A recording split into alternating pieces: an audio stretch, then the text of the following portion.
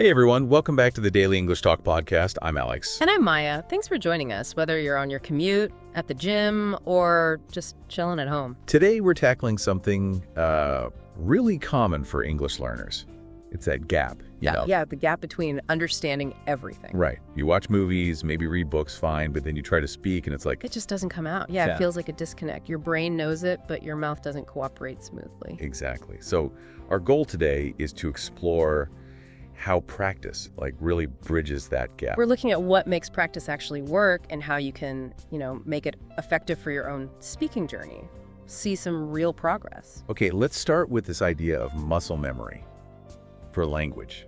Right, which sounds a bit weird maybe, like muscles for talking. Well, yeah. It's not just about knowing grammar rules up here in your head. It's training the physical act of speaking. Ah, okay. So less like memorizing vocabulary lists. And more like learning, say, the guitar or riding a bike. Okay, I get that. You can read about playing guitar chords all day. But until you actually physically practice placing your fingers, making the shapes, strumming, it won't become automatic. It's that repetition, right, that builds the automaticity. Precisely. And with English, that means your mouth, your tongue, even your vocal cords need that practice. So repeating phrases, sentence patterns, that actually trains your mouth how to move for English sounds. Yeah, it helps those tools get familiar with the specific movements, makes them more natural. And that's where something like shadowing could be really useful. Definitely. Listening to native speakers and mimicking them, their sounds, their rhythm. You're essentially giving your mouth a specific workout, training those muscles. Exactly. And the key thing here, I think, is not aiming for perfection straight away. Right. It's not about sounding exactly like the recording on day one. No, it's about building comfort, naturalness. So those sounds and phrases feel easier, less like a huge mental effort in a real conversation. That makes it feel more achievable. And you can start this at home, right? You don't need a classroom. Absolutely. Just like 10 minutes a day, speaking out loud. Maybe record yourself. Even just repeating some useful phrases you learned. Yeah. It's like doing reps at the gym, isn't it? Yeah. A few push-ups every day builds strength over time. Same idea. More speaking reps, stronger speaking skills. Okay, good analogy. So that's the physical side. Yeah. What about how we learn generally, like watching shows? Right. Let's talk about passive learning. So, yeah, watching Netflix, listening to podcasts like this one, reading. And those things are valuable. Don't get us wrong. Oh, for sure. Great for vocabulary, listening skills, getting a feel for the language flow. But, and it's a big but, if speaking fluently is your main goal, passive learning by itself just won't cut it. It's not enough. It's like watching hours and hours of workout videos. But never actually getting off the couch to do the exercises. Exactly. You understand the theory. Maybe you even know all the moves, but your body hasn't done them. You're absorbing, not producing. And for speaking, you need that active production. Speaking, writing, even if it's full of mistakes at first. Yeah, and we need to talk about mistakes. People get so hung up on them. They really do. But mistakes aren't like failures. No, they're actually a good sign. It means you're pushing yourself, trying things out.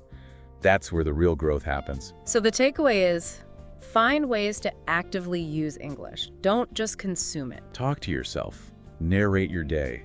Sounds silly maybe, but it works. Or keep a simple journal in English. Find someone to chat with online, a language partner, anything that makes you produce language. Okay, which brings us neatly to the next point. Yeah. The power of small, consistent actions. Right. People often think they need these huge, 3-hour study blocks, marathon sessions. And they can feel overwhelming, and then maybe you skip them. Exactly. But actually, short bursts done daily are often way more effective. Like 10, 15 minutes every single day. Yeah. That consistency can have a much bigger impact than, say, cramming for hours just once a week. Why is that, do you think? Well, for one, that regular brief exposure helps your brain hang on to information better retention. And it keeps the language alive in your head daily, right? Not something you just visit occasionally. It becomes part of your routine, like brushing your teeth. Huh? Okay, yeah. You don't brush intensely for an hour once a week, hoping that does the job. No, you do it for a couple of minutes every day. It's the consistency that keeps your teeth healthy. Same principle applies here. So forget feeling guilty about not having hours to study. Focus on finding small pockets of time. Exactly. Integrate tiny bits of English practice into your day. Like what? Give us some concrete examples. Okay, record a quick voice note in English to a friend instead of texting. Or just write 2 or 3 sentences in a notebook about your day before bed. Spend literally 1 minute shadowing a short clip from a YouTube video you like. These things seem small, maybe insignificant. But they build habits, they build confidence, and crucially, they're sustainable. You're much more likely to stick with 10 minutes a day than 2 hours once a week. Good point. So the message is, start small, but start today. Don't wait. Absolutely. And speaking of starting today, We have a challenge for everyone listening. A very specific, very doable challenge right now. yes, we want you to take just 1 minute. That's it, 60 seconds. And record yourself speaking English Yes. on your phone, computer, whatever. Doesn't have to be profound, doesn't need perfect grammar, just talk. Tell the recording about your day so far, or what you had for lunch, or how you're feeling. The topic honestly doesn't matter. The point is just speak. Open your mouth and let the English come out for 1 minute. And then this is important, listen back to it. Yeah, listen to that minute. How does it sound to you? Where do you maybe hesitate a lot? Do you repeat certain words? Again, this isn't about judging yourself harshly. No, not at all. It's just about building awareness, noticing things. And hey, if you feel up to it after listening, Try it again. Record another minute. Maybe this time, try to be a little smoother or use one new word you learned recently.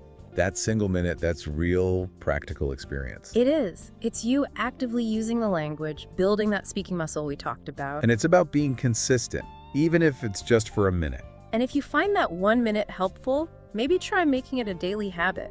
1 minute of speaking practice every day. So, just to wrap things up for today, we've covered quite a bit. Yeah, we talked about why practice is so key for bridging that understanding speaking gap. Looked at the idea of building that physical muscle memory for speaking English founds. Touched on why just passive learning, watching, and listening isn't quite enough on its own. You need active production. And really emphasized the huge impact of small, consistent, daily actions, little and often. And of course, we gave you that very simple, actionable challenge. Record yourself speaking English for just 1 minute today, if possible. Remember, real progress comes from doing, from action. Keep it simple. Keep it consistent. Don't wait until you feel perfect, because honestly, that day never comes. Well said. Thanks everyone for tuning in to the Daily English Talk podcast. We hope this gave you some useful, practical ideas. Yeah, things you can actually try out to boost your speaking confidence. We'll be back soon with more to help you on your English journey. Definitely. In the meantime, seriously, try that 1 minute challenge. Keep practicing.